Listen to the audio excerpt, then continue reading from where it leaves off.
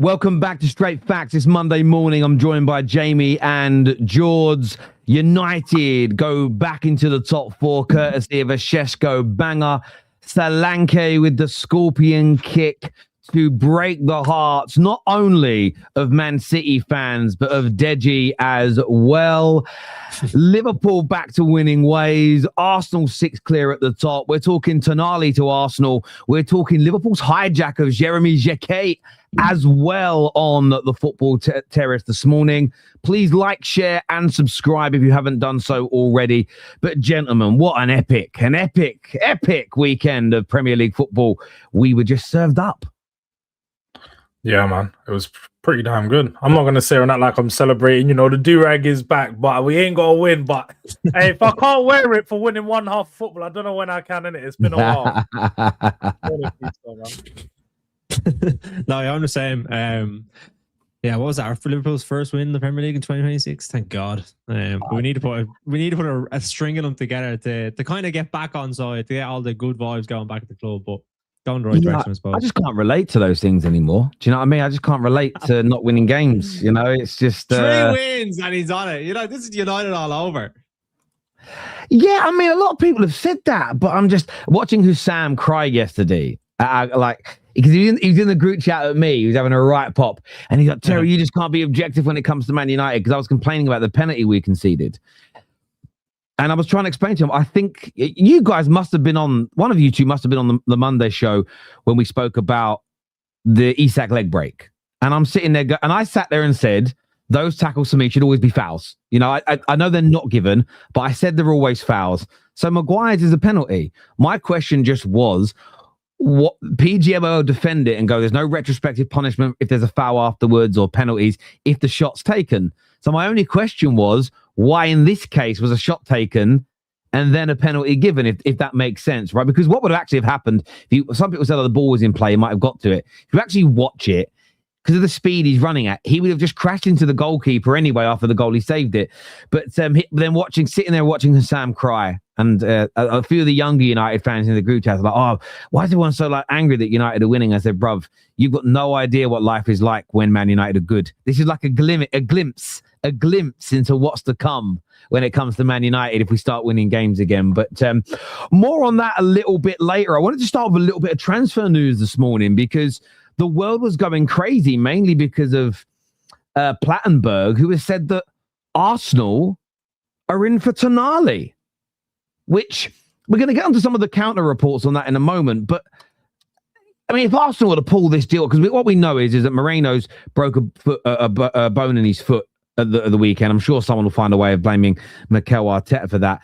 But he's broken a bone in his foot, and they're in the market today for somebody. But Plattenberg this morning has said that they've made inquiries into Tonali. I mean, that would just be just a shock, a shocking in an amazing way piece of business. But do any of you actually see it happening is the question. Did you actually see this deal coming off? And if not, why is Plattenberg? A few people saying Plattenberg's making it up. I don't get why he would. If you know, it's not like he's, I don't know. What do you guys make of it? Go on, Jamie. Oh, your sound's gone again. I thought that was me. I was like, you're back. Yeah, I'm back. You said one second, he's back. I was all over the place. No, well, I think, yeah, this is my first time hearing it. I didn't see it this morning because I was making content. But Tonali's Arsenal, yeah, that would be huge. I think that would just like cement them in terms of like the squad, because they already have like a really good squad. I think Moreno being out now is not like the end of the world. Havertz is obviously coming back. Gyökeres is potentially starting to score more goals. But yeah, Tonali is like, I think Scholes called him the best midfielder in the Premier League ahead of Declan Rice there in the overlap a few weeks ago.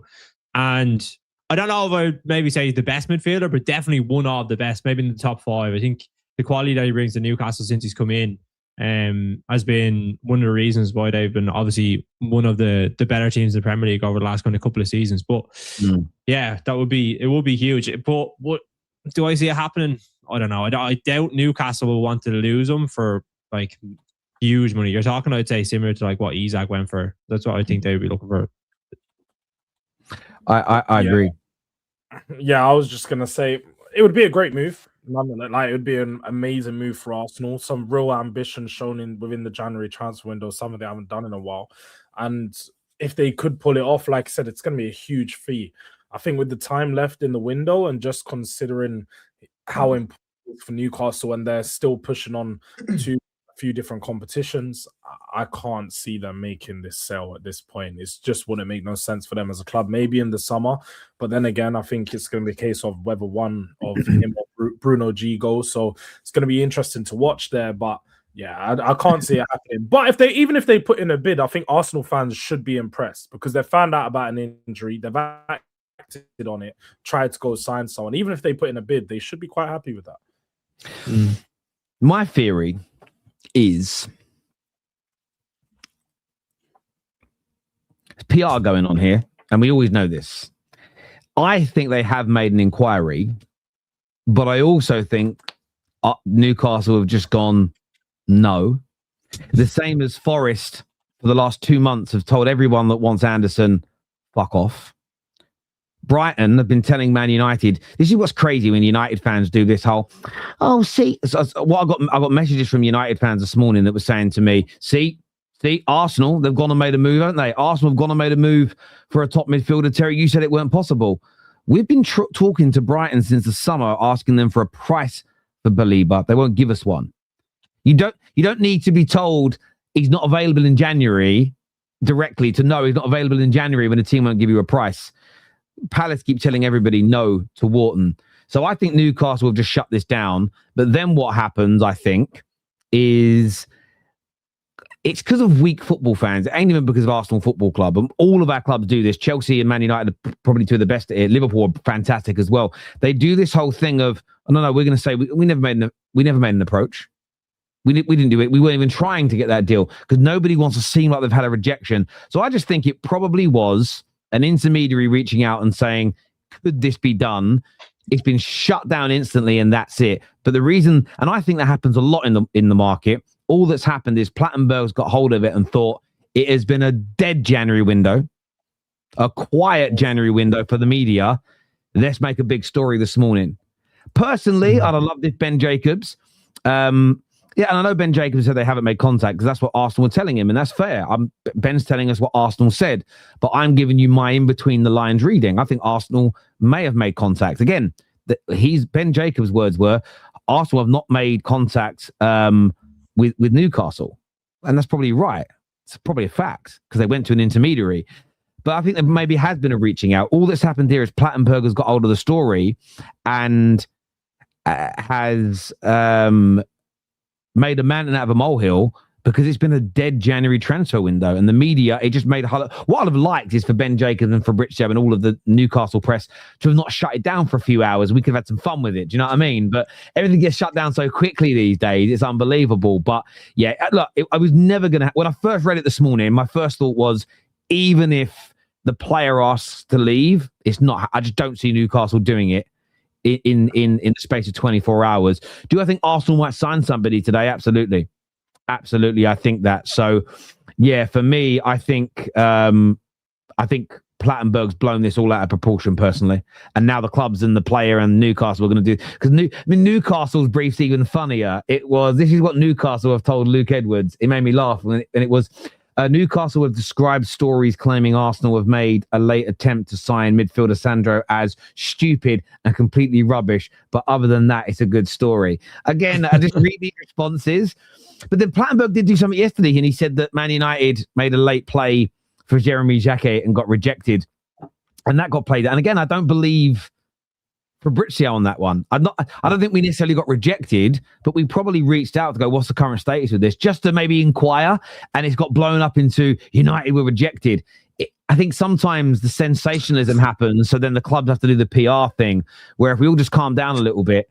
But yeah, it'd be an interesting one to see. What do you make of your big move? And by the way, welcome to everybody that's come over from the United stand. We're talking United. We're talking about United being back later on the show, people. I can't wait to get Liverpool fan Jamie and Tottenham fan George's opinions on that. So welcome everybody that's joined us this morning. If you haven't hit the like button yet, people, please get that done for the terrace. It means a lot to us.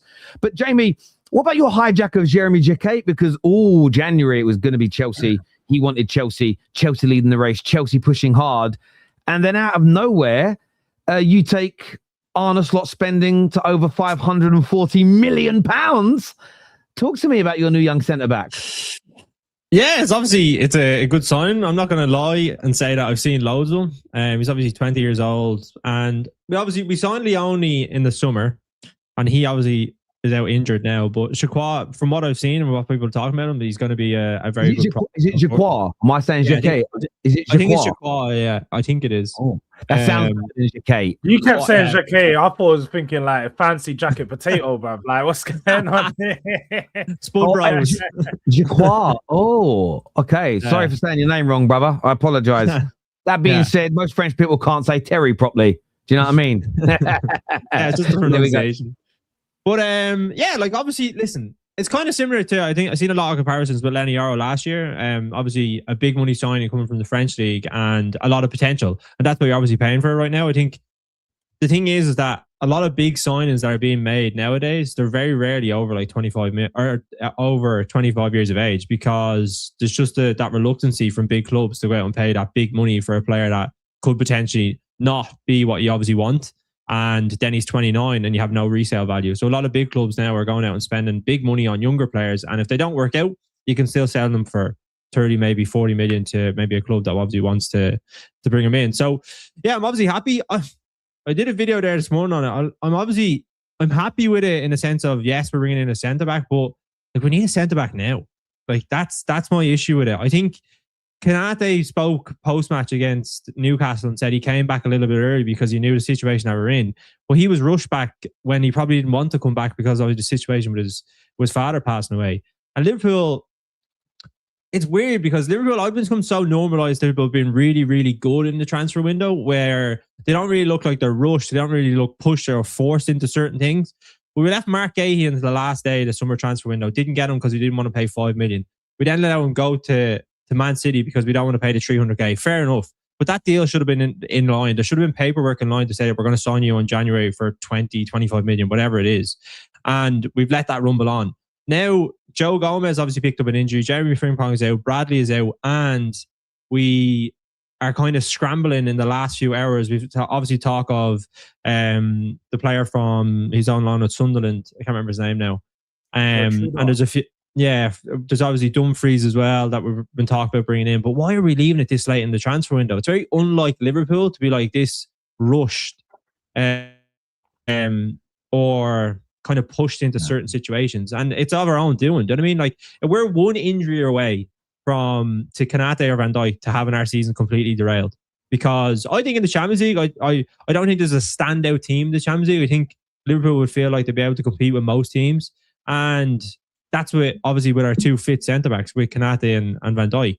And in the Premier League, if we were to lose one of them, like we are in a lot of trouble to not maybe potentially get Champions League football. So I'm happy with the signing for next season. But right now is where my concerns are kind of at in terms of not fixing the issues that we currently have. Mm. What by the way, I've got a few DMs from one of my French friends who said it is Jacquet. Oh, Jacquet, yeah. Oh, I thought it was Jacquet. But I don't know. I mean, I'm not French. That being said, I remember Patrice Evra was telling us all we were saying Dimitri Payet's name wrong. And then Dimitri Payet come out and said, no, the English were saying it right. Evra, you got it wrong. So I remember we had like Kunle come on here telling us that we're saying Solanke wrong because it's Nigerian. And the amount of Nigerian people were saying, no, you idiot, this is how you say it. And I'm like, I ain't getting involved in the name because I don't even know if that's a cancelable offense anymore. Do you know what I'm saying? Like, I had it with the Irish because is it Doherty or Doherty? For who? The name. What? So Doherty. I had an Irish.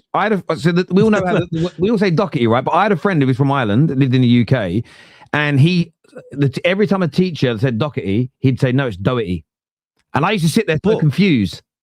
I don't know what name you're referring to. The surname, the Irish surname, Doherty. It's a very common Irish name, right? It's like Saoirse though. I need to see it like written out because it could have like a very different way of like saying it. Oh, okay. Now I can't remember how to spell it. Doherty. Doherty. Yeah. Yeah, like Matt Doherty, the footballer. Like the player. Oh, Doherty. Yeah, yeah. Like Matt Doherty. Yeah, Doherty. Yeah, because people, the English, a lot of the English, yeah, but they'll say Doherty. They Doherty is what I'm saying. And then, it's okay. yeah, no, I'm just saying, but it does sound different. And I'm just saying, I remember he used to go mad at the teachers, but he used to say even more different to that. He used to say it as Doherty, like that. And then I started saying it because he told me. And then when I was in Ireland, I was being told it was wrong, and I'm sitting going, I'm so fucking confused about what's right and what's wrong. Do you know what I mean? Doherty, yeah, Doherty. Doherty is what's being said here. Doherty. Doherty. You said my mouth don't do that noise. Does that make sense? I feel like I'm having a stroke. I feel like that's one of the easier surnames of Irish as well. Yeah, no, and I hear you, but I'm just saying, yeah, like a lot of the English though say doc as in doctor, like a lot of English do it. But then I've been told by other people it's the right way. I don't know. Anyway, let's move on before the audience goes crazy. By the way, my surname is pronounced Fleurs, so make sure you say my name right, please, people. What were we talking about? The player, George, the player. Yeah, we were talking about the jacket potato. Yeah, no, like as Jamie said, I've only heard about him at the start of the window when Chelsea were originally linked. And I suppose, look, Liverpool fans can take it. They finally got a player from Chelsea. Like, they finally managed to beat Chelsea in a bidding war. I don't really know much about him. For me, it seems like another Lenny Euro signing. That's what it looks like. It's going to be one for the future. I will say, with the fact they've got Leone and now they've got him, yeah, they're planning well for the future. But, I mean, the bigger question is, like what Jamie said, right now is where they have problems. They need someone to come in right now, someone to help them improve for the remainder of the season, going into even the start of next season, because can you rely on Leone and Jacquet? Do you know what they're going to bring to the Premier League? The physicality, the pace. There's a lot of things that young players need to get used to when they come into this league. So I feel like Liverpool probably still need to go out there and get a senior centre-back. But if you're looking at replacements for the likes of, you could say Konate, Van Dijk in just another season, these are good guys to get in ahead. But then again, I'm still looking at, I'm saying they're still very short because Gomez is injury prone. Konate is going to be gone. So yes, look, those two replace these two, but then there's still another centre back or two short. So Liverpool still got a lot of figuring out to do with that centre back situation. But hopefully he comes in and brings to them what we've been apparently seeing in the Liga on so far this season. And he's supposed to be a very highly touted centre back. So let's see what he brings. But at this moment in time, I don't think there's going to be much expectation on him. Sort of, again, very similar to Lenny Euro. He'll come in and people just see what they have from him and then take it from there. He is very young. But that's what I mean. Just like, say with Lenny Euro, right? I think Lenny Euro has been good in patches and bad in patches, but he's taken time to adjust. I think that's something you have to have a little bit of patience with. A new centre-back coming in from obviously the French league. He's going to be young. He's going to need to learn a lot. And Liverpool don't really have that right now. Like, we need like a centre-back to come in and to be able to facilitate Van Dijk and Konate. We need to be able to rest him as well. Konate this year, thank God, has been injury-free for most of the season. But he does have a bit of a history of picking up injuries. So we need to obviously be able to not rely on, say, young centre-backs, but obviously be able to give them the opportunity as well. But right now, I want to see someone come in before the window closes, because I think that is a big, big issue if there was an injury to any of them. Yeah, it's a great point. I've been sent something, gentlemen. I've been sent something that I think puts that debate to rest. So, Doherty, I can't say it the way you say it, with a D-O. Doherty, yes. But there is also another, it's a variation of the same name. It's also Irish, that is DOC, which is Doherty, like the ex-manager Tommy Doherty. So they're basically variations of the same name. That explains the confusion for dullards like me. So there we go. It's been answered on the show. Thank you, James, who sent me the link. He sent me like a Irish like surname history thing. I went, that's it. I went, He says Doherty is the most common Anglo-Irish spelling, often pronounced with the soft H, whilst Doherty is frequently used in Scotland more, but it originates in Ireland. But there we go. Thank you, James, for sending that through. How many senior centre-backs are better than Leone and Jeremy? Well, Mark Guehi. Yeah, exactly. Mark Guehi. But you say people are saying that, okay, and I understand your point, but you're talking about how much better are they in the future. Do you know what I mean? It's the right now I'm concerned with. And that's what I would be coming at. I think most Liverpool fans will say, yes, we're excited about like having two centre-backs that could potentially be there for the next 10 years. But at the same time, it's like a lot of Liverpool fans aren't going to wait 10 years. They're going to be like, right, what are we going to win this season? What are we going to win next season? Do you know what I mean? I think that's the kind of concerns that I think most Liverpool fans would have right now. But 100%, like they're talent for the future, but not right now. Can I ask you this then, Jamie? Because obviously we've seen Liverpool have a very similar situation to this just a few seasons ago. And the way you guys went about it was to get Ben Davies on loan, Ozan Kabak on loan. They were senior, but I suppose in this guy's case, where maybe right, is they weren't that good enough. So which way would you rather your club go, the young route or the senior route and not so proven route? Well, I think they had the route that they obviously had planned in the summer. It was to buy one of the best centre backs at a good value price, but they didn't want to pay the extra $5 million, and they left it until the last day of the transfer window. Like, I think you can still buy young and buy quality 100%. But my issue with it is that we've left ourselves in a situation where we've have three fit centre backs. There are three like senior centre backs with Van Dijk, Konate, and Gomez can't stay fit. So listen, I think the route that they went last time was just a stopgap. Do you know what I mean? This is more about kind of the future, but none of it is for the right now. Do you know what I mean? None of it is for like bringing in a player that you can have and you can rely on for say the next 5 or 10 years. The next 5 years. And that's kind of my concern with it. But yeah, that's where I would probably go. Like, Guehi should have been the answer. Do you know what I mean? Liverpool fans shouldn't be sitting on like panels or talking in transfer debate saying, oh, why didn't we sign this player? This player is going to be good in the next 5 years. We should be sitting here saying, oh, well, we have Mark Guehi, Konate, and Van Dijk, but we didn't want to pay $5 million in the summer. And then we're left in a situation where we're trying to get someone in the last few hours of the January transfer window to hopefully make sure that we're all right for the rest of the season. Yeah, I agree. I mean, the real McCoy here says, I'm talking now and Guehi is rubbish. Well, look, there are loads of better centre. I mean, it depends on how you look at it. Most established 24 to 30-year-old centre-backs are often better than the young 18, 19, 20-year-olds because of the experience they bring. But you've got to get the balance right. And I just feel that, I think Jamie's right. This could be one for the future that in 2 or 3 years' time, Liverpool fans look at and go, wow, I'm so glad we signed him. The problem is, as you say, if Konate or Van Dijk do what Marino's done yesterday, and they get stuck, their foot gets trodden on, they break a bone in their foot, and they're out for the season. You're already struggling in most games defensively. Without those two, top four's gone. One of those two, top four's gone. Champions League's an absolute no-no. So I do understand that the stress and the frustration Liverpool fans have there. But look, viewers, like, share, and subscribe if you haven't done so already. I want to speak a little bit about yesterday first. We're going to talk United, we're going to talk Arsenal, we're going to talk title race, but I want to speak about Spurs and Man City and the comeback. But I want to play a clip first of all. When I change screens in a minute, you're both going to get thrown out, but I'll bring you back in. This was friend of the Football Terrace, Deji's reaction to Spurs equalising. Let's take a look at. And you man shake your bum. You get me? For finishing second. I've never heard such nonsense. Jay Beans says you need to chill and lose. Yeah, I'm happy to lose, bro. We're not drawing, bro. If we nah. No!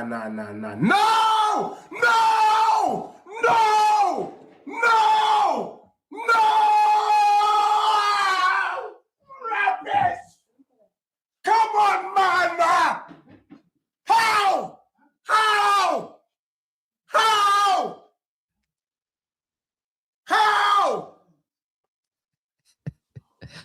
It was that you, George? Did you celebrate like that when you equalised? I don't know what to say about Deji, man. Deji's obviously, me and Deji support our club in very different ways, as has been shown through the many years of the Football Terrace, man. You know, Deji's coming in and said Spurs winning the Champions League nearly every season. I don't concur with how Deji feels and says. That was really funny. Just before that clip, he said we are going to win the Champions League and we're going to like overshadow Arsenal winning the league. He said just before that clip. So that's what I mean. That's Deji in a nutshell. And you know, we love Deji because Deji brings the entertainment to Tottenham, YouTube space. And yeah, man, shout out to Deji. That's all I can really say. I laughed when I saw it. So go on. I've never been angry about Liverpool scoring a goal. I'm usually, if it's a bad thing, I celebrate it, and then I come to the realization that I'm like, fuck. But anyway, I still celebrate the goal. I don't scream saying that I'm devastated that they scored. Yeah, I saw it. I'll be honest, I just laughed. I thought it was hilarious. It was, but I suppose it's that thing, you know, there's that thing about winning. Some people love to win, some people don't want to lose. I think there is like a difference in those two trains of thought. I think there are some Tottenham fans, and you must see this quite a bit, George, you're closer to it than me. It feels like some Spurs fans' hatred of Arsenal is stronger than their love of Tottenham.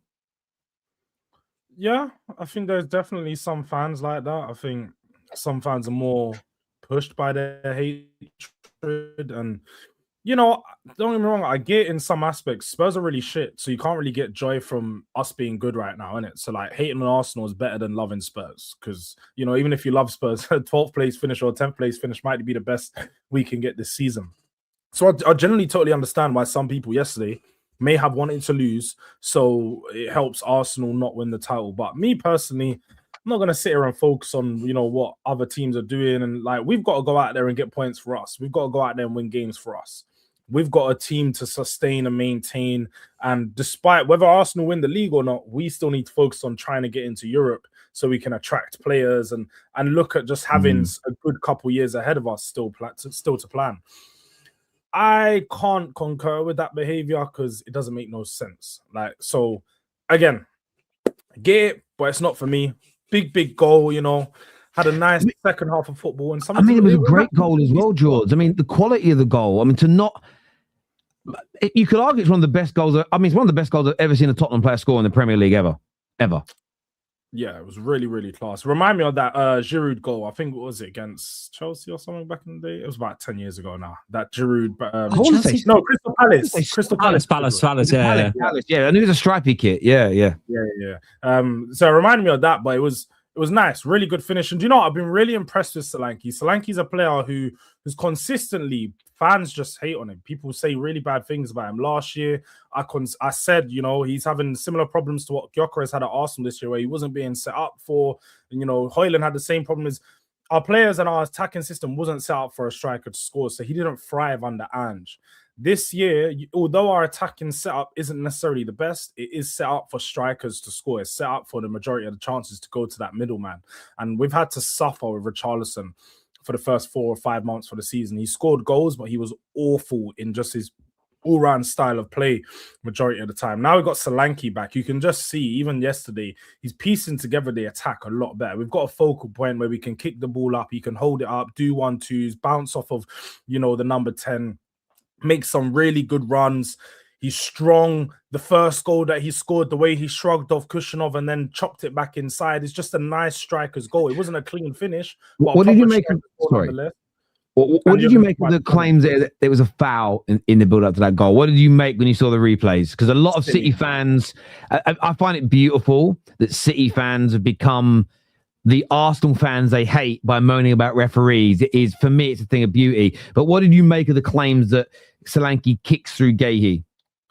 Stupid. I'm not being funny. Look, the way when he chopped in, he kicked the ball. Guehi put his leg there. It wasn't a foul. Yes, it's a coming together of some sort. But I'm pretty sure even if you see it, as he kicks through, he still gets contact with the ball. Like, he's very clearly trying to kick the ball, and he didn't swing it to the point where like Guehi's leg went flying there or something. He just kicked and he stumbled. Like, that happens in football. It's very rarely given as fouls because it's a 50-50 challenge, and it's not like it was, you know, intentional from either way. Guehi just put his leg there by accident. He fell into that spot. Stupid. I saw Rodri complaining about it in the post-match when he should have had a red card for back-to-back challenges off the back of him already having a yellow. So strange of Manchester City to complain about, you know, referee decisions when everything goes their way almost every time. But, yeah, man, it's just stupid. I think ultimately for us, though, we'll take the draw in it. It was a very good second half of football. Good second goal, good performance. Xavi coming out of his, you know, finally showing us the type of player that we wanted and what we brought in, pulling the strings, doing everything that we need. Yeah, man, it was all right. Again, like, still a bit hesitant to really talk about the game in particular because the actual, like, it's not sustainable. the way of playing is not sustainable. I can talk about things that are going on in the game, little patterns, but they're not actual patterns. It just happened in that one game against Manchester City. But yeah, man, you know, it wasn't too bad. We'll take the draw. The thing is, I want to show you something though. And I don't know why when I go to this screen, it's put us all square like that. They're meant to be squared above each other, but we'll sort that out another day. So I was sent, why is that not going on the screen? I'm meant to be sharing media, but it's not showing on the screen. That's annoying. So maybe it'll just, if I share it on this one, maybe it'll come up. It's not working. I don't know why it's not working, but I'll send you the link, right? It should play through, but it isn't. There is a clip that shows that when Guehi steps across before Solanke kicks the ball, Guehi doesn't touch the ball and actually stands on the foot of Solanke. Then Solanke kicks through the back of his leg, that same foot, and hits the ball. And this is when I first saw the replay, I thought, well, he has kicked through the back of him and you can't do that. And I went, actually, I think they've missed this. But then I saw the other angle and I'm sitting there and going, well, if we're going to really microanalyze it and re-referee, which we were told that weren't meant to happen, the first foul is committed by Mark Guehi because he goes to win the ball, doesn't touch the ball, rakes slightly down the ankle and then onto the foot of Solanke, that's his standing foot, and then he kicks through him. So if we're going to be on, again, everyone will ignore that angle for whatever reason. The graphics, they won't let me put the graphics up on the screen. But for me, and maybe, I don't know, I just look at these things sometimes and I think people are a little bit sort of, maybe if I add this, maybe I'll be able to add the graphic over the top. No, it's not going to work. It's one of those though, isn't it though? Like I thought it was a foul, but it was, I wouldn't want VAR intervene in that instance. If the ref gave it the other way, then I would just be like, right, fair enough, it is a foul. But because he didn't step in, he didn't like make it. It's one of those that is kind of ambiguous in a sense. So I wouldn't want VAR intervene in that case. But yeah, I thought it was a foul.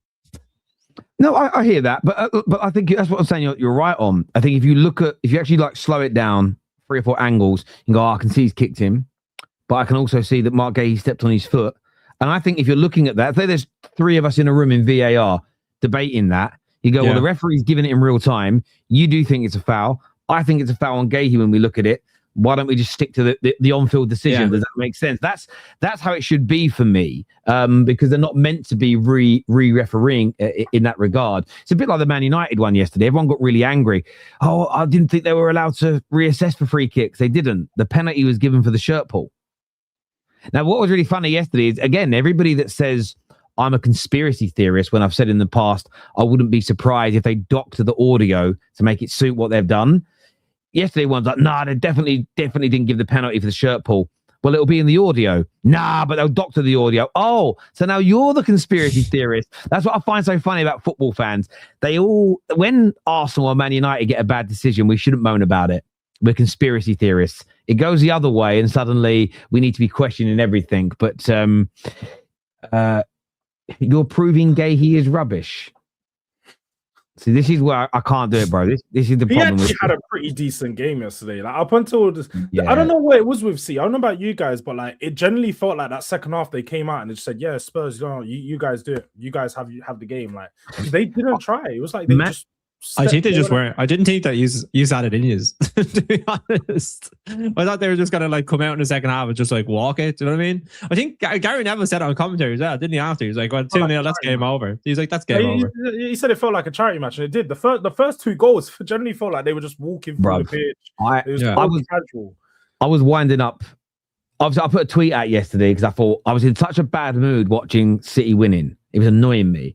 So I just thought I'd have a bit of fun, right? And you know me, you guys have known me long enough. I don't believe that Spurs decided to not win. But the way you were playing, there was part of me that was like, it's like they're trying to lose. It just felt a bit like that. But I know that isn't the case. But I indulged in it a little bit. And then I got the nibbles. You know what it's like on social? You know, when you get a couple of nibbles, you're like, oh, I'm going to go in more and more and more on this. And I was winding Kate up in the group chat. And for some reason, Ches was getting very annoyed about it. But I think he had his legs up again. I don't know what he was doing, but Ches was just annoyed. Ches gets annoyed when Man United win. And then these same people try and pretend that we're not everyone's biggest rival. It's so funny.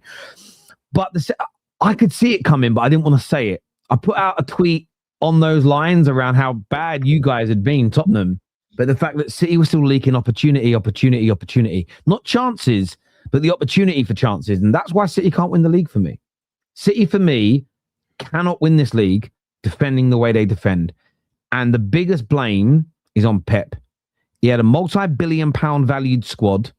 with one of the highest wage bills in Europe, with some of the best players the Premier League's ever seen. If you look at Haaland, had 600 million invested into that squad in 12 months, more than what Liverpool have had, and they get stick for it. He's had 63% of what Arteta has spent in 6 years, right? To put it into context, he's been bought Semenyo and Guehi, two of the best performers outside the top 6 teams in the Premier League, and they still can't stop leaking opportunities.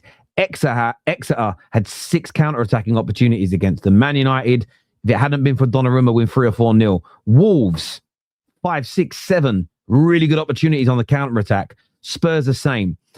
Since last season, I think it's between 10 and 15 times City have led in games and fallen off in the second half. Now, I am taking nothing away from Pep Guardiola's legacy. Everything he's achieved deserves credit, praise, and the accolades that he's achieved. But the last 18 months, the biggest problem at Manchester City has been Pep Guardiola. Football has evolved. Teams are far more compact and harder to break down than ever before. And by the way, they're not even sitting as deep as City now as they used to. Teams feel more comfortable to open up against them. He had 2 months this year where they started themselves to be more compact and a bit more direct. And what did City start doing in that period? Winning, clean sheets, growing up the league table. As soon as he reverts back to his way of wanting to play, isolating the midfield with the power and the speed that football clubs have now in the Premier League, even Spurs, and I don't mean this is a disrespect, George, I promise this, mate, you're 4th in the Champions League. The Premier League, you're in the bottom half. And yes, some of it is the manager and the tactics, but this league is so hard, and it's hard to break teams down, and everyone can counter-attack. The team bottom of the league, Wolves, can counter-attack and score against you, and they've got good players when doing that, like Mane.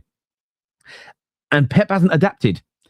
He's leaving Rodri isolated, and he's getting absolutely exposed. And I don't care who their defenders are. You could go and get Rio, Yapstam, I don't know, Peak Van Dijk, Ledley King, whoever you want, Sol Campbell.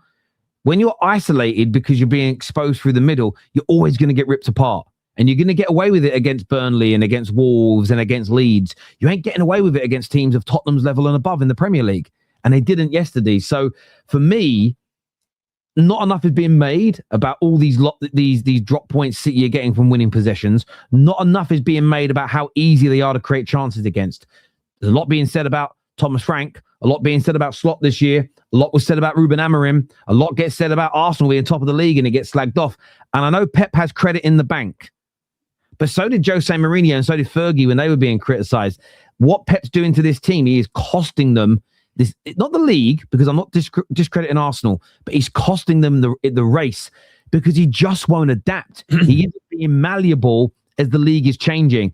And this is, for me, one of the big things that separates him from the greatest manager of all time, Sir Alex, who knew when he had to change the way he was playing, because Chelsea changed football, Arsenal changed football in the Premier League, new systems, new teams, new ways of playing come in. And if you don't adapt, you get left behind. And the only thing that's keeping City in the top 4 right now is the fact they have the financial might to spend 600 million in 12 months. And that's fine. They earn that money, right? They haven't got it through any illegal means. They've earned that money. It's all legit. And they're allowed to spend it. They're allowed to spend it. I'm not begrudging them that. But that's the reason. Without that money, with the way Pep's playing, this team would be sitting 8th to 10th in the league, no doubt in my mind. Awful defensively. And in the Premier League, this ain't Spain Spain's average at the minute. This ain't Germany. This ain't Portugal. This is not Scotland. You can't be that open in the Premier League. You get slapped. Do you know what it is for me though? I generally feel like Pep's just, and he's had this problem for a while, but he just doesn't utilize his squad to the best of its ability at times. Like yesterday in game, had ample opportunity and loads of good players on the bench to make a change. When Spurs, you saw Spurs get that first goal. You saw Spurs get some confidence in that first 15 minutes of that second half. That's when you need to shut down that. I've seen it happen to us. Teams make subs, shuts down that confidence, and then we don't even build up no more momentum. He let us build the momentum. He let us get into the game, and then he made one change. I think the first change, was it Foden came on? No, Foden came on pretty late. It was Foden, Gonzalez. There was someone else who came on early on, and it was just a bad change. Didn't make no difference to the game. And then he brought on, I think, Gonzalez for Rodri, and then Foden and Marmoush. And it was just he didn't do anything to actually change the game. Like I said, the midfield, Gonzalez should have came on earlier because Rodri's legs looked like they were getting just run all over the place. He's not looked the same since coming back from injury, something that we actually need to start accepting. Not enough people speak about it, but he's looked pretty bad in these last couple of weeks, especially since he's come back from injury. And he's just not been making the right changes, not been addressing, not been using the players in the right positions. Semenyo looked gassed yesterday in the last 30 or 40 minutes. It's like he's been moved to Man City. And it's just like, yes, Semenyo, you're going to do everything now. And he's not utilizing the full ability of his squad. So it's all on him to blame, to be honest, like you've said. Yeah. I think it as well. I know they've spent a lot of money, like you said, Terry, but it comes down to the quality of players. Like if you go back and I was on Fully Judged Mo there on Friday. There was a City fan on and we were talking about it. And I was like, if you compare it to City's teams that have gone by, other than maybe when he first came in, this is probably the weakest Man City team that they've had because their teams that they had to have in previous years have been so good. And with Guardiola and the way he plays football, and I don't think he will want to change because he has changed football with his own philosophy. And in two of his best teams, the Man City treble team and the Barcelona sextuple team, Oh, I wonder where you were going there. Sorry. Sexy team. Now, one of the greatest teams of all time. It was all about control, and they had the best player in every position almost within those teams, especially in attacking areas. And I think with him, he's probably coming to the realization that yes, he has spent a lot of money, and this team has decent players, but they're not at the level of, like, you wouldn't go and look at Man City's team and say Semenyo is the best left winger in the world. Like Haaland's probably the only one that you would say is probably the best striker in the world. And then you would look at maybe Donnarumma maybe in the conversation as well. But other than that, like if you go around their whole team, they're good players. They're not at that level that he has had in previous year. And for him to dominate football, he needs the best in every position. Yeah, his system dictates that, I think. And there are some, when I don't know her name, it's one of the Jenners, one of the Kardashians' half sisters, with their dad Caitlyn. Really? One of them ones. She became a billionaire, I read. Everyone's going, oh my God, slay queen, she's a billionaire, self-made billionaire. And I'm sitting there, still fucking made. Fair play. You've still got to be good at creating a business and running it and bring the right people in, having a good product. I'm taking nothing of that away. And you may have, you've taken, the 400 million that your family invested and you've turned it into like 3 billion. That is really good. And there's no different. But I'm not comparing that to somebody who was broke on their ass, come from nothing and built a business from almost nothing and is now a billionaire. I think those two people are not comparable. And I feel that with Pep Guardiola, the one thing, and it's the only area that it's the only question mark I've ever had over him, is what can he do when he doesn't have the best squad and the biggest checkbook in his league? That, again, it takes nothing away from everything he's achieved. He is in the conversation as one of the greatest managers of all time. I'm not saying he's crap. I'm not saying he's shit. I'm not saying he's overrated. I am simply stating, if we are ciphering and differentiating between the GOATs of all time, you have to look at scenario, because context is always important in these debates. And you look at what Shankly inherited and what he helped to build.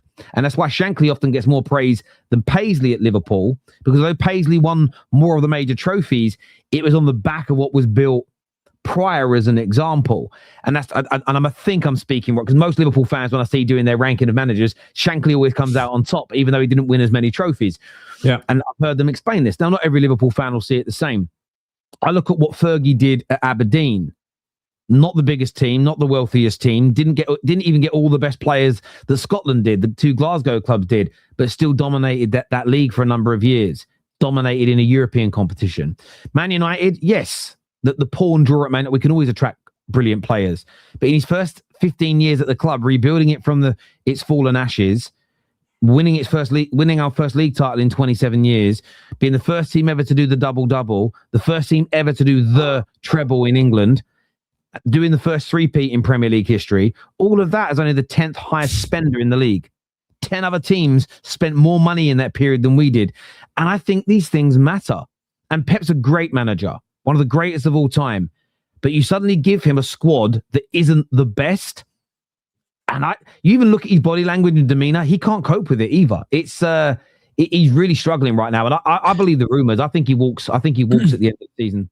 I think it comes at a difficult time as well, because say when he was like going through that kind of unbelievable phase with Man City, he was obviously in the role. He's obviously developed that team to like where he wants to be. Now it's a rebuild. And he's kind of coming to the end of his tenure at Man City, and he's thinking, I'm probably not going to be here for the next like 5 years. So it's like the energy and the amount of work that you have to put in is probably different in that sense as well.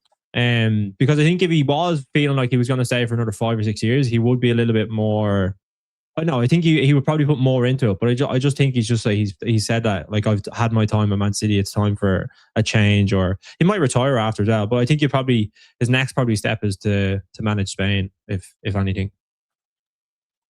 Maybe the race could be over. Do you guys think it's done? Do you think it's done, George? Do you think Arsenal will stay on top now for the rest of the season? Don't make him say it. Sorry, I think I froze there for a bit of a second.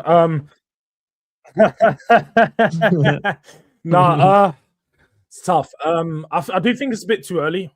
I do still think it's a little bit too early, just because of the up and down we've seen just over the last 8 weeks. We saw just going into the start of December, Arsenal had like a 9-point lead, and then it went down to a 2-point, then it went up to 7, then it come back down to 4, and now back down to, I think it's going to be like this until most of the end of the season. I think Arsenal are going to maintain a gap. I will say that. I do think there's going to be a little bit of a gap going into the next few months, but yeah, I don't know if it's too early still to say it's done officially, because Arsenal still look a bit shaky themselves. Still, own goals are their top goal scorer. Managed to score 4 though, and still managing to beat some of the smaller sides, and that's what I think Arsenal will do really good at. As I think at the back end of the season, they'll continue to pick up runs and make sure to beat the teams they're supposed to beat. Probably struggle against the big 6 sides and some of the other teams, and maybe drop points here and there. But because Man City are going to continue to drop points too, I'm not going to lie. I have accepted Arsenal will probably win it now. As much as I don't want to, it is pretty much there. I'm not going to lie. I hear you on that. This here says that's why Fergie was the GOAT. He built 3 to 4 teams in 28 year period. I think Pep is setting it up for the next man. Maybe. I don't know if Pep thinks like that, to be honest with you, because Pep ain't running the club, is he? Pep's just the head coach. But maybe. At no point did Arsenal have a 9-point lead. I don't know if that's true. No, because the 2 times where they could have gone tonight, they were 7 points. 7, They could have gone to that, but didn't win the games, I think. Yeah, they had the opportunity to be. Just like a Sir Alex to that Howard Webb. Yeah, that's he paid it. What I always love about the accusations, I was saying this to LB last Tuesday, City fans always accuse us of we paid the refs, but yeah, it's like a fan theory myth thing. Yet these men don't ever want to address their own actual accusations and charges that exist. Deji's celebration will pale into comparison to LG's. Who's LG's? If Havertz scores the winner for Arsenal in the Champions League final, who's LG's? Who's LG's? Anyone know who LG is? Oh, League Gunners. If Kai Havertz, no, listen, Lee will celebrate. Of course he will. I'm sorry, but I never understand why Spurs fans want to lose. How about being better than Arsenal on the pitch? Yeah, well, yeah, George never wanted to lose. I've got a big George up for that.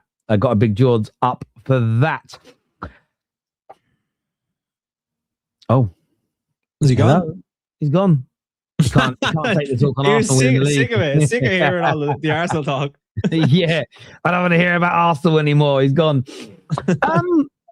Man United have won 3 games in 3, Jamie. 3 and 3 for United. Why come to me? Like, yeah, 3 wins in 3. Oh. I'm kind of hoping that it's a new manager bounce, and it's that cycle of Ole Gunnar Solskjaer, or you get that. You seem to always get that. I know you didn't get it with Ruben Amorim, but usually you get a new manager bounce, and he's gonna do well. You'll be like, yeah, you know what? He is the manager, the United DNA. We're gonna keep him, and then the season start next year, and then you just go back to the usual shite. That's what I'm hoping, but it is worrying for me as a Liverpool fan. The thing is that I think Chelsea and Man United, now that you've changed managers, there's a different aspect. There's not as much pressure. It's a little bit, the ropes are kind of off a little bit more on both of yous, both your clubs, whereas the pressure is it's still a little bit toxic with Liverpool. And that's my kind of worry going towards the end of the season. But United, like, to be fair to them, they played really well against Man City, really well against Arsenal. They deserved, I think, those 2 wins. I think the Fulham game definitely kind of showed a little bit more of the old United in terms of like maybe being a little bit more, bit more rootless. I think they kind of took their foot off the gas a little bit and let Fulham had opportunities in the first half as well. Then they obviously get back into the game, and then Sesko turns up and he's get the win, so the good feeling is there. But I'd like to concede 2 goals in the way they did, I think would be a little bit of a concern. But listen, 3 wins and 3 at the end of the day is what people will look at. And I think that's obviously going to bring a lot of confidence to United fans going forward. Well, I can't lie. Man United might be back, man. You guys might be back. You know, you got the feel good factor. You've got Mr. Carrick back in. He's bringing that Fergie feeling back into United. You know, Carrick and Carrington is sort of, it's rhyming and them things. You know, whenever I watch you guys, I generally like the past couple games, I've been thinking that, like, I'm looking at my, I'm like, these might be back. The confidence is definitely back. The swagger's back. You know, the ability to win it the way you did yesterday off the back of the equalizer and Sesko to go on. To be honest, I saw someone tweet even before the game, like, Sesko new haircut. I think that means a winner today. And he looked class, man. I've been a fan of Sesko since I've seen him in the Premier League for Man United. I think he looks better than Gyökeres just as a striker, like for what you actually want from a striker, where he finds himself, the striking, the finishing, just a lot of the things he does is, I like him. I like what he brings to the team. Does need to polish up on a few more things, but United look dangerous. They look like very well under Carrick. There could be good things to come. Now, I will say, you've got a big test this weekend. A team you haven't beaten in your last eight times. So that's going to be the real test. 5. 7 or 8. No, it's 7. In all competitions, it's 7 or 8. We beat you 4 times last year. So yeah, and then the draw. That much. Yeah, sure, it's 5. Wow. Yeah, that'd be 5, and then it's true. No, 4 times. We beat you twice. 4, and then the 1 game this year. And then you haven't beaten us since 2022, since the Ronaldo hat trick. So yeah, man, it's been a long time. Okay. And yeah, that's gonna be a real test. Can he come to Spurs and beat Tottenham? You know, his former club. It's been a little bit more pressure. We're gonna be interested in that one. Yeah, you are right. Yeah, actually, I didn't even realize that. Yeah, it's there. 1, 2, 3, 4, 5. Yeah, you're right. I thought it was only 5, but you're nearly correct because it was 4 wins. Yeah, we haven't beaten you since. Wow, it's nearly. We're getting on to 4 fucking years. So, listen, all fun and games aside, are we back? It all depends on your definition of what being back means. Am I back to enjoying watching United play? Am I excited about our games? Yes. I consider us being back when I truly believe we've got a chance. At the very least, I think it means when I truly believe we can win every game we play in. Does that make sense? Like when you go into every game going, there's a chance we win. And I went for a 2-year period where I've feared most games. I think we can beat Tottenham this weekend. I know you had a much better second half. I was watching you in that first half game. I know you bums are going to run harder, press harder, sprint more against Man United because we're more of a motivation for everybody. We're everybody's biggest rival. We all know this to be an absolute fact. You see this all the time. We go to St. James's Park, listen to the noise compared to Man City going there as an example. And, you know, playing Man United is a spectacle. We fill everybody's stadiums up. We are so good for the economy in this country. We're not having our stadium paid for by the taxpayer, but we should because we fund the entire bloody country. Every stadium sells out. Everywhere's full. You know, the journalists get all their money. The paparazzi make more money taking the pictures. So, you know, we're funding, you know, we're single-handedly fixing broken Britain. And it's amazing. I love how we're playing football. The only part of yesterday I was disappointed in, and it was a good learning curve for Carrick, was we went a bit too defensive after we went 2-1 down, and we sat back and we just invited Fulham on. Fulham attacked the whole game, and that was, you know, testament to them. They attacked in the right periods. And then we conceded the equaliser. And yes, it was a thunderbolt, and you can't always legislate for them. But I felt that if we were a bit more assertive ourselves and pushed up a little higher and attacked them still, maybe they wouldn't have felt so confident to have so many players in the attack, making it harder to pick the likes of Kevin up. But then they scored and we went straight into attack. My fear was we were going to do an Amorim, we were going to do a Ten Hag and go, they're sitting now. They're sitting and just get the draw and get the point. We didn't, and we attacked. And the dummy from Bruno Fernandes, out of this world.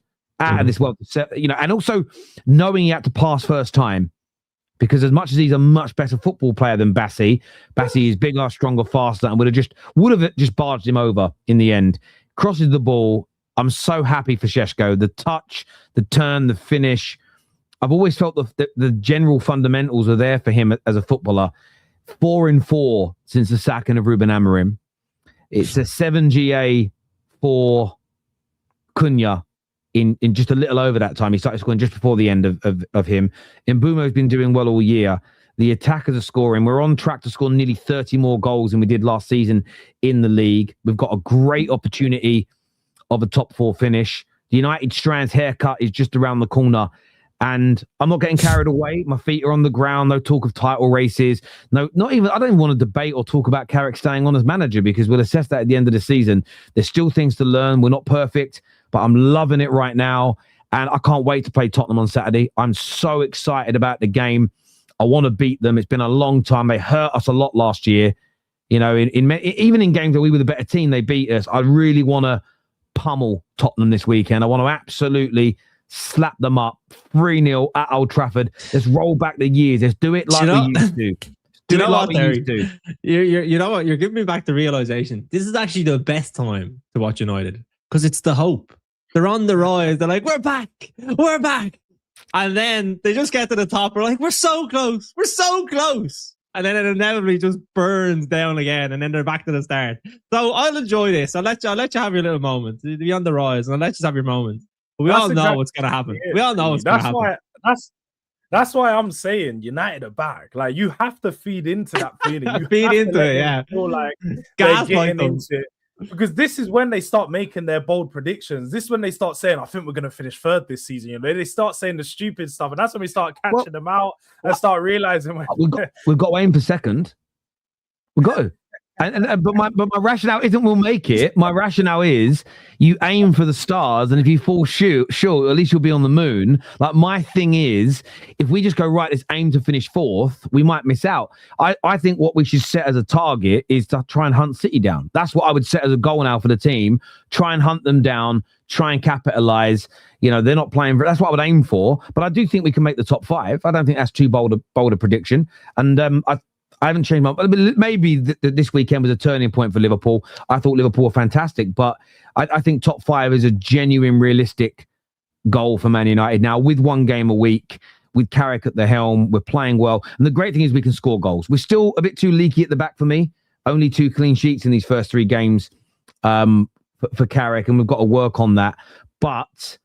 yeah, I'm feeling confident we can make the Champions League. No crazy claims. I'm not even going to talk about other people's clubs. I just feel I feel we're in a good space. And when you've got goal scorers, you know, I was looking at the numbers yesterday. Mbeumo is almost outscored compared to last year. Mbeumo's already outscored Garnacho. Šeško has now overtaken what Rasmus did. And I think Cunha scored more goals this season than Rashford did in his last two campaigns for us in the league. So the new attackers are now starting to come alive, and they were being held back a lot by the way we were playing. And one thing that Šeško said yesterday that's kind of gone under the radar, when they asked him what the difference is with Carrick, he just said we're more compact and we're not so easy to get played through in the middle, where before it was hard for us because we just knew 1 or 2 passes and teams are in against us. And that must impact everyone's confidence. It's got to, because you know, if my touch is bad, we're in trouble. If I miss this shot and they attack, we're in trouble because we know how open we are. And I think that's helped us a lot. But yeah, I'm really enjoying it. I'm loving it. And you guys can keep gaslighting all you want. I'm just not going to repeat what you say. You know what I mean? So gaslight away. Just praise my club. Praise my club. Nice. Nice. George deserves a plate at Old Trafford after yesterday's result. Eat up. It's true. I did love what Spurs did yesterday because it's good for Man United as well. I don't want City winning the league, man. Terry's fuming. With what? With what? I'm buzzing, bruv. I'm in a great mood. Listen, if Arsenal would have lost this weekend, I'd be talking... You are right, though. I wouldn't. If Arsenal would have lost the league this weekend and we won, there would have been United fans talking title charge. I know there would be. I know there would be. They'd be like, 9 points, we can do it. Yeah, not me personally. The Arsenal thing is weird, isn't it? Like, obviously, George, I know you're not going to want them to win the league, but I've seen some Liverpool fans like happy that United beat them last week because they don't want them to win the league. They want City to win the league. I'm like, does it really matter? Like, I don't want United winning any game. You know what I mean? And the fact that some Liverpool fans wanted United to win over Arsenal just because of how Arsenal are on social media, that's weird to me. Do you know what I mean? Like, Arsenal fans, yes, some of them can be annoying, but at the end of the day, like if they win the league, they deserve to win the league. That's all that matters. Do you know what I mean? Whether it's Man City or Arsenal, as a Liverpool fan, it has no impact on me. But yeah, rivalry is weird now. It's like social media almost ties into how you should feel about a certain club when realistically it comes down to the rivalry of who they are, of whether you should want to do well or not. Yeah, I'm not one for the. I don't get it. Everything I want is always what's best for my club. Does that make like what I think is best for either the here and now or the legacy of my football club? I don't. One thing I never understand is when you see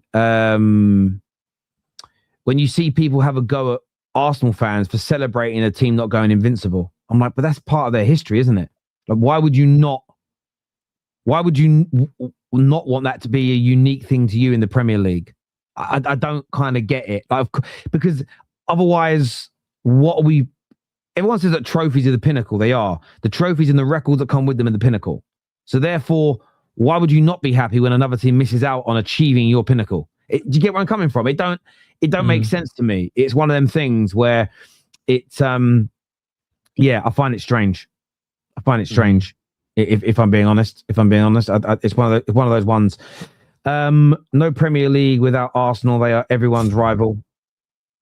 Well, there is truth to that. I mean, I look at it this way. I used to think I love Liverpool to go bust. I wouldn't actually. I think I actually feel like Man United need Liverpool, and vice versa. I feel like rivalries are needed in the game. Otherwise, it's pushing each other on to be better and to strive for greatness. No, I totally agree.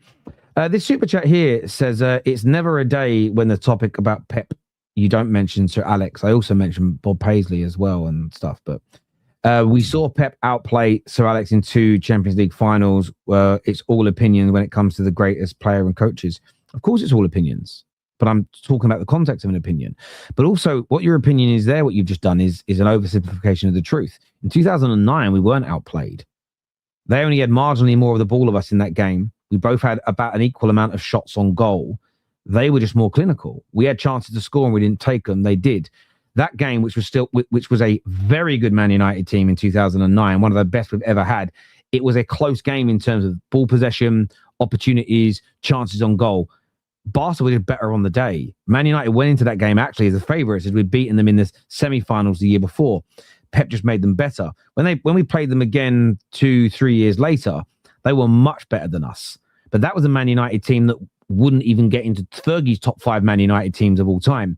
And again, that context is, again, you talk about opinions. Well, opinions require context. And the context that's been removed from both those finals is that everybody takes the second final where we actually, ironically, we scored in that one, where we were completely and utterly dominated in that game. And what they've done is they've taken that one game and applied it to both finals. They both weren't the same. In fact, if you go back, watch a large part of the opening of that first game. Yes, they scored in 10 minutes. First 10 minutes, it was United. They scored. Then we had great periods in the game. And then they scored late on, I want to say about the 70 to 75th minute of the game. It was a much more even contest in that regard between 2 very, very good teams. So, yeah, the idea that we had nothing in any of the games and it was completely outcoached, no. But you're also talking about that was Pep, especially the second team, was like Pep's greatest ever side. And, yeah, it beat one of Fergie's not worst teams, but lesser teams. The idea that the one thing about the Pep Fergie argument that I'm sad about is that Pep wasn't 10 years older or Fergie 10 years younger, because how I really compare managers is the ones that went head to head with each other in the league 3, 4, 5 years, who comes out on top in that period. And they never had the opportunity to do that because it was almost like it's like when an aging fighter is on their way out. Like, I don't like it in the UFC or boxing when an up and coming star beats like a world champ who's fading. Does that make, you never really know who was better at their peak? Does that make sense? Like, I'm never a big fan. Like, I've seen Idral Adesanya get beat by people in the last couple of years who in his pomp would have got nowhere near him. Like, Sean Strickland is not beating Israel Adesanya 5 years ago. So I do, and again, I'm not saying Pep, Fergie was still very good, but I would have loved to have seen these two at it, in the 90s, in the noughties, or Fergie to be similar age to Pep and go at it now. Do I think that Pep would have won every game against him forever? No, I don't believe that for a single second, because history shows that, Jose had a very good record to begin with against Fergie. And then Fergie developed, when Jose, by the way, was beating everyone. And then Fergie was one of the managers who found a remedy to it, not just to beat him in games, but to become better than his footballing teams. So, he did it in Scotland. He did it when he first come to England. He did it against Blackburn. He did it against Newcastle. He did it against Wenger. He did it against Jose. So do I think a younger Fergie with time and to study would have got the better of Pep? History shows it's very possible, but that's an opinion. But thanks for the super chat, bro. I appreciate that a lot. On the, and even David Talks Football will agree with me on that one, I would hope. In terms of Arsenal now, I know you've got to shoot in a minute, George, but I know we touched on them briefly. They had to respond this weekend, and they did with a little bit of style. Yeah, did four goals. Like I said, a couple of own goal again, but the help score. Gyökeres on the score sheet. I'll give them their credit. It's funny how everything starts to freeze when it's to talk about Arsenal. It's like, yo, George, slow down now, slow down. It's just a reminder. They've done their thing. Do you know what? In those types of games, I always expect Arsenal to win.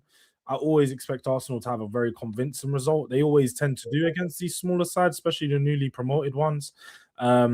But like I said, I think the biggest thing for them is trying to figure out and trying to navigate how they're going to go about these next couple games with no Moreno, with some of these injuries they've had. They've got Kai Havertz who come in and looked okay, and Gabriel Jesus starting to contribute a little bit more. But my biggest concern is the likes of their biggest players, Saka, Odegaard, Eze.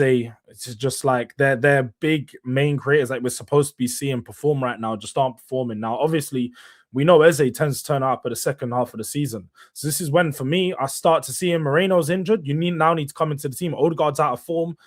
He needs to start performing, because if he doesn't start to perform, then what did they sign him for? So I think we've just got to take time with Arsenal, take it game by game. I know a lot of people don't like to hear it, but with Arsenal, they're doing some things good and they're doing some things bad, innit? So it's one of those ones where it's I think because everyone's so much worse than them, they're looking a lot better than they should. But regardless, they're winning games and they're doing what they're supposed to be done. So if they continue to win games, they're going to win the league. Defensively, that's the difference, isn't it? All the other teams are just leaking goals. I think the teams are still able to maybe get at them, but when they're on it, then it's impossible to get through them. They've just so much physicality and defensive structure that they can keep teams out. And then if they score one goal, then most of the time it's game over. So yeah, it's in their hands. I still think they're going to drop points from now to the end of the season, but I just don't think anyone else can maybe put a run together to be able to catch them in the way that they need to. So yeah, it's theirs to lose, really. Yeah, no, I agree. Yeah, Madueke's been given that goal now. I knew they would end up giving it to him, because it was kind of weird they gave it as an own goal, but because it was going in. But yeah, the set pieces are crazy. But I find it interesting because a lot of people don't like how Arsenal play football, but I just don't think it's Arsenal's fault. It's who they play against. The second half was excellent, as a spectacle. They started off, they put a striker on, Leeds started attacking, and then what happens? Arsenal attack, score goals. There's more room. In the first half, they were crossing that ball into the box or cutting the ball back into the box, and there's 9 defenders in there you've got to beat. So even before your striker's got to make the right run, get onto the ball, get the right contact and score, the cross has got to evade 6, 7, 8 people. As soon as Leeds started opening up, it was over. And I think that's the conundrum for everybody. And that's why I'm excited about tomorrow night. And I wanted to get your boys' take on this. How do you see tomorrow evening going? How do you see the semi-final second leg? Because Chelsea are going to have to attack because they've got to score. But will Chelsea go, excuse the pun, all guns blazing from the beginning? Or do you think they'll sit in maybe and try and be, not try and concede themselves? Because if they concede early, it will almost feel all but over. So what do you think the right approach will be from Chelsea tomorrow night? It's more of a free hit, though, isn't it, for Chelsea? I think Arsenal, under pressure, Arsenal seem to just they're kind of a little bit of a wobble, and I don't think that's I think that the players aren't capable of doing it. It's just that they haven't, and they've kind of struggled so often. that there's like a little bit of nerves, even from the fans as well. You see that kind of, they get a little bit anxious anytime something goes wrong, like against Man United. So I think Chelsea just, they can go out and have a free hit. Like Rosigne is obviously only in the job a few weeks, so they can just go there, play the way they obviously want to play. They have attacking players when they have a fully fit squad. I think they can definitely hurt Arsenal. But I still think, I think they'll have to come out a little bit, and I think Arsenal might be able to pick them apart if they play it right. Yeah, I'll be honest, I probably think it's going to go very similar. I think if the thing is, when teams open up against Arsenal, they tend to have better chance against Arsenal, and they put themselves in a better position because Arsenal open up, and I think Arsenal are a bit vulnerable at times when teams really put it on them. But at the same time, I do think, like Jamie said, it's going to give Arsenal the chance to open up a little bit more. And let's be honest, when we're talking about quality, Arsenal do have a better quality of players in that final third than Chelsea do. So I expect Chelsea to get chances. I expect Chelsea to score. I think it might be a game where it's a bit back and forth, but at the same time, I think Arsenal just going to have a little bit too much for Chelsea and probably end up, even if they get a draw, like I think Arsenal are quite comfy in the fact they've got a lead and they don't actually need to take the game to Chelsea. So yeah, I think they'll go through it pretty comfortably. What do you think? I'm playing devil's advocate here, but do you think psychologically it would hurt Arsenal in the Premier League if they lost, if they got knocked out? Oh, 100%. 100%. Yeah? 100%. Just knowing that they couldn't get over that final hurdle yet again, because it's a semi-final. They've always struggled in semi-finals with Arteta. I thought like the fact that they've lost like last year when they lost to Newcastle, that hurt their Premier League form, because they just beat Man City 5-1 and then they lost to Newcastle again, and it was like, yeah, it's not going to get better. I think when you beat Chelsea and now they've got a final to look ahead to, it raises them up a little bit more, because also they'll be going into that final against Manchester City most probably. So they're going to be looking at it, it's like, we've got a game where we can really put the nail in the City coffin, beat them in a final, and then go ahead to the rest of the Premier League run, or we've still got a gap with them. It gives them that confidence with, look, we beat them once this season, let's just beat them again. So I think they need to win this. They need to book themselves a final and have a trophy to look ahead to, because I think it's always been said, if you can get that Carabao Cup trophy leading on you into the Premier League, that Carabao Cup pushes you onto that Premier League rather than defers you from going any further. I see the funny comment there. Arteta's never lost a final. He has to fucking get to them to lose them. Well, he's been to one and he's won it, so he hasn't got 100%. He's got 100% success rate. 100% record. It's like Sam Allardyce, 100% win record for England. He's played for a game. But I do think it. Listen, if winning the Carabao Cup can galvanise them, losing it, that logic dictates, and you can't say otherwise, that losing it when you've got one foot in the final, so losing tomorrow night or losing the final, could also have the opposite effect. It has to. It can't be a galvanizer in one direction, but have zero impact in the other, in my personal and humble opinion. Do you remember the Man United City League Cup semi-final from about, I think it was 2010, where I think they beat us 2-1 at the Etihad, and then I think we beat them 3-1 at Old Trafford. I think Scholes and Carrick scored, and then Tevez got an equaliser, and it went to 3-3, and then Rooney scored a header late. I've got a feeling it's going to be a similar game. I get this feeling that Arsenal might score a goal or two first. I think Chelsea might get a goal or two back, and I think it's going to be a very, very entertaining game, especially if the Chelsea from the second half against West Ham turns up. If they play if they rotate, if Liam Rosigne says, listen, I'm giving Gittins and Garnacho and Badiashile another chance, then it's good night Vienna. But if they put their full strength team out, I think this is going to be an open and expansive game. And I do think Arsenal will get through, but I think it'll be high scoring again. I think Arsenal will score 2 or 3 goals. I think Chelsea have the chance of scoring 2 or 3 goals in this game as well. I think it'll be an absolute classic of a game. I really do. But right now, I do think Arsenal go through. I think your question's right, Jamie. If they do throw this away, if they don't turn up, Chelsea win 2-0 and go through, it will have an impact. Now, what I would say most of this season with Arsenal, every time they've had a setback, then generally the next game has been pretty good. They drew with you, smashed into Milan, lost to Man United, won well in the FA Cup, and then smashed Leeds United. So their response has been pretty good this year in their next game. But they're going to want to win this, because I think that they need to I think winning it helps them a lot as well, because it just relieves that. It stops that conversation of can they get over the line, because can they win a trophy? Because then it's 2 trophies he won at the club. Well, according to Pep, it'll be 4 if he wins, because he's got 2 community shields. And the great Pep Guardiola has now said they're real trophies, so I'm just going to accept them as real trophies. It's going to be a real interesting one. I love this comment here that says, "Not Arsenal's fault. It's the way Arteta plays. You were quick enough to get on Ruben and others' backs when I don't know what he's been said. It means football wasn't great. The difference is that Arsenal are facing teams in much lower blocks than everybody else, which means they have far less space to operate in than everyone. These are just the facts. It's non-negotiable. It's not a debate. The facts are there. So my point is, I've definitely criticised and had a go at Arsenal when they haven't moved the ball quick enough, when they haven't put earlier balls into the box, and there's definitely things you can criticise them for. But in terms of the general game being quote-unquote boring because there isn't enough goals in it, it's because the other team is sitting back. As soon as the other team, Man United, Arsenal wasn't boring because Man United attacked in numbers. So it's not just on one team to make games entertaining. Both teams play a part in that. If one team just says, I'm going to put 11 men behind the ball for 80 minutes, and in the last 10, we might try and attack and nick a win, I don't blame Arsenal per se for that spectacle being crap. Can Arsenal pass the ball quicker? Yes. You know, if they miss chances, can you blame them for missing them? Yes, and I will.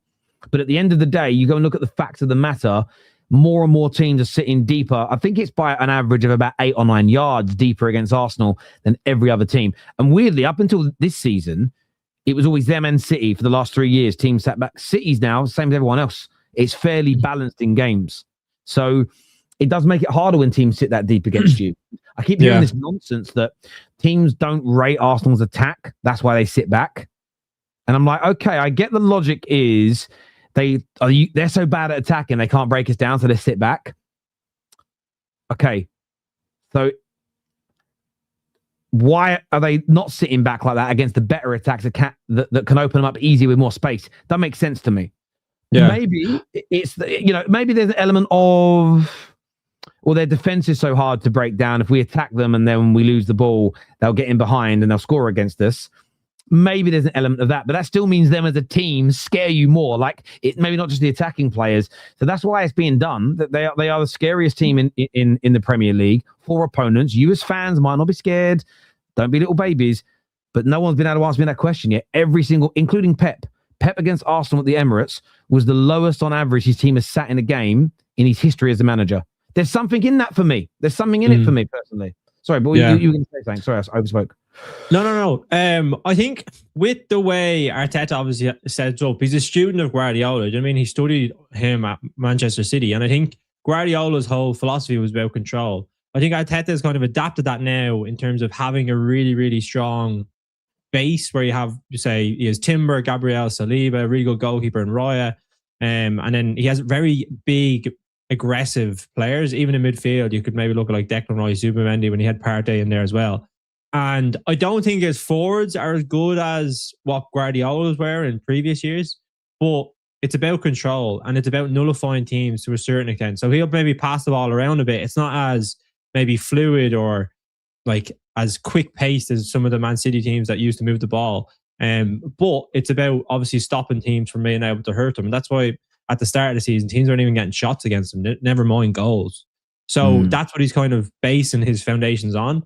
And listen, I think you could probably upgrade some of their forwards. Gyökeres is obviously meant to come in and be that kind of out and out striker. He's done okay in patches, but I think overall, I think most people will say he hasn't hit or been as good as what they expected. And similar with Eze.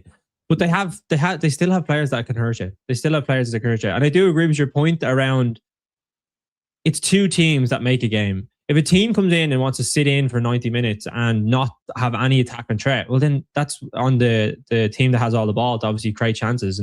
But when you have a team that obviously comes in and wants to obviously defend, but wants to hit teams on the counter attack and have a little bit of attack and impetus to try and go on and win the game, that's when you get good games. That's when you get a spectacle. Because Even though there's like different ways of winning games. Everyone just thinks you need to play free-flowing attacking football to go out and win a game. But you can win games in different ways, and you can win titles in different ways. So if Arsenal go on and win a title in the way that they've done it, people are just going to remember how they won the league, or how they're just going to remember that they won the league, not really too much about how they did it. No, I agree. And I think that some people have a very prescribed way of football's got to be done this way. And if it isn't done that way, it's wrong. And I just disagree. That's probably the one. But a lot of people have said for years that like Pep's influence on football and the way everybody wants to play and copied it is great. I actually think it's made football a bit more robotic. Well, that's why I love the fact that in the last 18 months in the league, we're seeing more counter-attacking football. We're seeing set pieces come back in. We're almost seeing an approach that beats the tiki-taka, which is big, strong, technical players sitting in a compact group, win the ball back, 2 passes, you're in. That's how you beat that style of play. And it's just taken teams probably a little bit too long to work it out and realize it. And of course, there have been better City and better Pep teams that would have coped with that, especially when they had Kyle Walker's pace for the recovery and behind. But teams are exploiting it now, and you have to find new ways to win. And I think for a lot of the young fans, they're maybe only just seeing this for the first time, that football evolves and football changes. When Wenger came to the Premier League and started changing how Arsenal played, it was a new puzzle for Sir Alex and Liverpool and the other chasing teams to solve. And he won one, we won one. Well, he won 1 league title, and then we won three on the bounce, and then he won another league title, and then we won one, then he won one more, and then Chelsea and then United again. But teams, it's not about working it out, it's finding a way to beat something that's different. And Klopp came in and was unfortunate in a few years to not do it, but again played a different way. But if you look at the head-to-head clashes between the two teams, I don't know if it came out of 50-50, but it felt pretty close, like in terms of the wins, losses, and draws, like in your favour. The only thing, again, I still think with FSG, if they'd have spent that little bit more money, like they've done with Slot for Jurgen Klopp, I think you might have won 1 or 2 more league titles in that time, and that's where like money is an important part for a lot of teams. But yeah, I agree. I think there's too much. The reason this is why I don't do the stick, and this is a message to the Man United fans listening. I think bantering each other's fine, especially like all morning in one of my group chats. We've been winding up the Newcastle fans about Tonali. I don't think he's leaving, but I'm going to mess around and pretend I do and wind them up, right? That's all fun and games. The problem is when the mainstream media start taking what we do as fans and making serious talking points about it. Because then people go, I thought it was banter. I didn't realize it was a real thing. And people start pushing. I'll tell you where a lot of this started. Bruno Fernandes. When Bruno first came in the league, was scoring loads of goals. It was a joke to begin with. No penalty, no party, etc. Then I started hearing TalkSport talk about it. Then the media started talking about it. Then there was think pieces about it. And we created a situation where people would genuinely say penalties aren't real goals anymore. And you know as well as I do, up until 2020, when Bruno joined the Premier League, not a single person had ever said a penalty wasn't a real goal. No one. Ever. We then started seeing Bruno was one of the catalysts for this. Trent got a lot of this as well, though. Trent was a big factor in this. It's not a cross, bruv. You're just spamming the ball into the box. It's not a cross. It's just a hero ball. And words were being used to diminish it, which, by the way, when you were out with your friends, more playground stuff, grown-ups doing it was a little embarrassing because it was a school thing. But you'd do that at school. You'd say something as a bit of a joke. Everyone would go, ha, ha, ha, and you'd move on with your life. But then the media started doing it. Then some really serious content creators started saying it. And suddenly it's, getting the ball out wide and crossing it into a dangerous area shouldn't be seen as a good pass. You're just spamming it and hoping someone gets on the end of it. Corners. This is before Arsenal were good at them. You can't give someone an assist for a corner. Why? Because you're just whacking a ball into a box. Well, you don't think there's no skill in being good at taking set pieces? No. Again, why were they doing that? It was to diminish from the assists from the Trents, the KDBs, and the Bruno Fernandeses. I then can't spend years defending that part of football, then to turn around and go, Arsenal scoring from set pieces is a disgrace. And then at the same time, Bruno Fernandes is now on course for getting 21 assists this season. He could do it. He could break the record for the most amount of assists. Now, if Man United fans spend the next 3 months attacking set pieces and saying they're not real goals, they're horrible goals, they shouldn't be celebrated. Right now, it's 7 assists from set pieces and 6 from open play. let's say that percentage maintains, which means just over 50% is from set pieces. You then know that the same people and the same media outlets are then going to jump on that and start to diminish Bruno's little achievement, because we've set the precedent that set pieces are not real goals. There's time to have fun, but I think there's also a time as us, we're adults here, we're not kids, to recognize when enough's enough. And that's my issue with a lot of the criticism of Arsenal. It's we're taking important parts of the game. Set pieces on average have always made up about one, and that's free kicks and corners, not penalties. Yeah. 1/3 of most teams' goals. And this season, it's about 1/3 of Arsenal's goals. They're just scoring more goals and more from set piece than your average bear. So people think it's excessive. And in fact, Man United have only scored, I think, 2 less from. In fact, it might be about the same, right? We've scored. It says we've only got 12. Yeah, you're really good at corners as well. I think you're just behind them in terms of set piece goals. They've got 15, but I thought we scored. I don't think they've added our 2 from yesterday. One from yesterday that was from a set piece. Maybe they did, but we're only a couple behind them. Yet it's fine. I love that we're good at them. So I just sometimes feel there's always good to have a little bit of fun. You know, I remember Henry last year a few times spoke about Saka and called him Limp Biscuit because he was limping. Said it a few times. It was funny, but then he moved on from it. It's like some things are funny when you say them once or twice. When you then try and turn them into a serious talking point, I just think it's boring. An agenda. It's an agenda. Then when I see the big outlets to it, I just think you are killing football by doing that, because now penalties and corners and being good at crossing and set piece goals don't count. What's it going to be next? Counter-attack goals. They do it as well with tapping goals. They'll be like, oh, well, do you know that like say Haaland scored a tapping goal. They're like, oh, if I played up front for Man City, I'd score 10 goals a season, 100%. I'm like, you wouldn't even know where to be in a Premier League match. Never mind scoring 10 goals. No, I agree. And I think I defended Haaland countlessly, because if they were that easy, all strikers would score goals like that. But it's knowing where to go. It's anticipation. It's reading of the game. It's seeking out the danger. Some people are just better at it than others. Gav here says, after I see what you are saying, but you're not seeing what I'm saying. I'll be honest, years ago, I and many others enjoyed the way Arsenal played. Now even yourself have to admit it ain't the same. They don't play the same under Wenger. But this is what I would counter you with. Wenger in his early years was ripping teams apart, and then teams found a way to stop him. Because what Wenger was doing to play that football, we had a certain type of player who was a certain frame and size, and still every now and then you get a player that's 6'2" and weighs 14 stone that can really play ball. But if we're being honest, generally it's your slightly slighter, smaller players that are generally better technically on the ball. Wenger's way of playing needed a certain size of player, which then got counteracted by the Chelseas and the Man United. You had very good technicians in the middle with a sprinkling of geniuses like Paul Scholes, but created teams that were just a few miles per hour faster and a few pounds heavier on average across the board. And they were able to be bullied off the park to a point where one of the reasons Arsenal went so far backwards, partly was a lack of investment on high quality players, was because it was men versus boys in a lot of games because football evolved. So on that, yes, it was great to see the way Arsenal played, but they were going backwards as a football club. They have to adjust. Now, would it be nice if every team played like the peak Arsene Wenger? Maybe it would. Equally, I think it's what everybody's kind of tried under Pep, and it became very robotic and very boring because there was no contrast out there. So for me, they play a mixture. The difference is now, and what you're seeing, is that Arsenal do play quite nice football.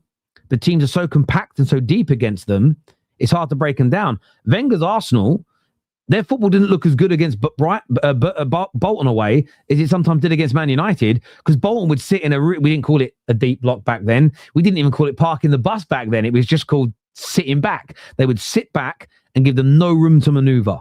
Absolutely none. And it would take a brilliant cross or a wonderful bit of skill from a player to open somebody up. And that's what happens now at Arsenal. But if that cross doesn't happen, or that bit of skill doesn't happen, they have to find new ways. And they've found a way, which is to become great at set pieces. So do they play as well now as they did under Wenger? No. But how many teams in the last 30 years of club football in England and abroad have played football as good as Wenger? 2 or 3? Yeah. But like, you're setting a standard that's crazy. And even like, if you think about, say United won, how many league titles went under Ferguson? 13? 13. Yeah. And like, if you were to compare, say, maybe 10 of those teams to the 08 or the 07-08 team and the treble winning team, like all of them would be poor in comparison. Do you know what I mean? So if you compare Arsenal's team now to their probably best ever Premier League team, it's obviously going to be poor to a certain extent. But like I would say, they would say the invisible team would maybe like, yeah, we'd love to be able to go to set pieces as Arsenal team were. Do you know what I mean? But Arsenal team would obviously want certain things from that invincible team. 100%. I totally agree, mate. I couldn't agree with you more. Look, I want to thank everyone who's tuned into the show this morning. We're going to be live later today for the Top 6 show. We've got Chelsea fan Louis on. Marty from AFTV is going to be on the show, amongst others. So tune in for that one. This is going to redirect you to Hassam's channel, talking all things Liverpool over there today. Jamie, let everyone know where they can find you, bro. Just the football story on YouTube. Yeah. Daily videos about Liverpool coming out at the minute. And yeah, a lot of short form content as well. So you can find me over there. And just for the people calling Jamie out, he didn't avoid the show for 3 weeks whilst Liverpool weren't winning. He told us ahead of time he wouldn't be here for about 3 or 4 weeks. So he wasn't ducking it. He hasn't just returned after a good Liverpool win. Thank you, everybody. Until next time, take care. Goodbye. God bless. We'll see you soon. Bye-bye.